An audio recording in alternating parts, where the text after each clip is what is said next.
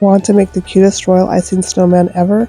Keep watching. Hi, I'm Leslie with Leslie's Cookies and Treats, and if you love decorating sugar cookies or you want to learn how, you're in the right place. Let's decorate together.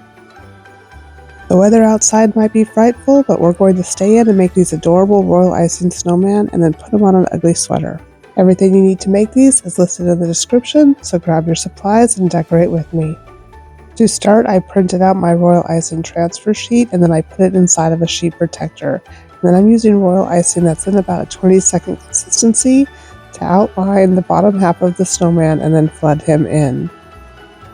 Royal icing transfers are a great way to practice your piping skills. So start by cutting a small hole in your piping bag, touch down, lift up your piping bag, and then go around in a circle as you outline the bottom half of the snowman. And then I'm using the exact same icing to flood him in, and if you jiggle your piping bag as you're flooding, it will help the icing settle down.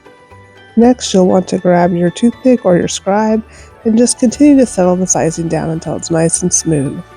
Then we'll let this section dry before we pipe anything next to it. My snowman has been drying for about 10 minutes, and I'm going to come back in and pipe in the arms. I'm just going to make a big dot at the bottom here and then kind of drag it up towards the face. Once again, using my scribe to settle this icing down. And then because the face does not touch the arms, we're going to move right up to the face and go ahead and outline and flood that in. And I'm sorry I don't have much of a voice today, my allergies are really getting to me. Once you get that nice and flooded in so his face is nice and puffy, go ahead and use your scribe to settle that icing down. And then you're going to let this dry while you move on to other royal icing transfers. And I have to apologize because my piping bag is completely in the way of the camera, but I let the icing for my snowman crust over, and then I came in with my red royal icing also in about a 20-second consistency and piped in a big fat hat brim for his beanie. And using my scribe to settle that icing down. And I want my snowman beanie to have little dots in it, so I'm immediately going to grab my white royal icing, put little itty bitty dots all throughout the red beanie. I'm going to stick my white icing right inside the wet red icing and just make dots. Because this icing is thicker, your dots might not settle down all the way into your icing, and you can use your scribe in an up and down motion if you want to settle that icing down, or you can leave them a little bit raised. It's up to you. Moving back down to his body, let's pipe a couple of lines here for one of the tails of his scarf, and then we'll smooth that out again with our scribe.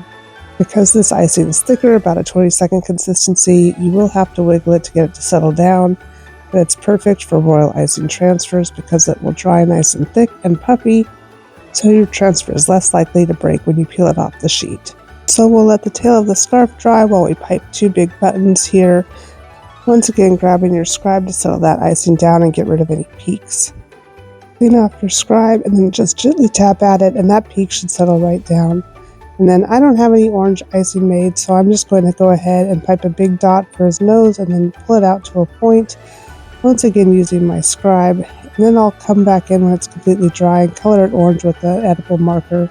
And my red icing has been drying for about, 10 to 15 minutes. Now I'm coming back in with my red again, and I'm going to make the other tail of the scarf, settling it down with my scribe, and then once again immediately grabbing my white icing and making little dots.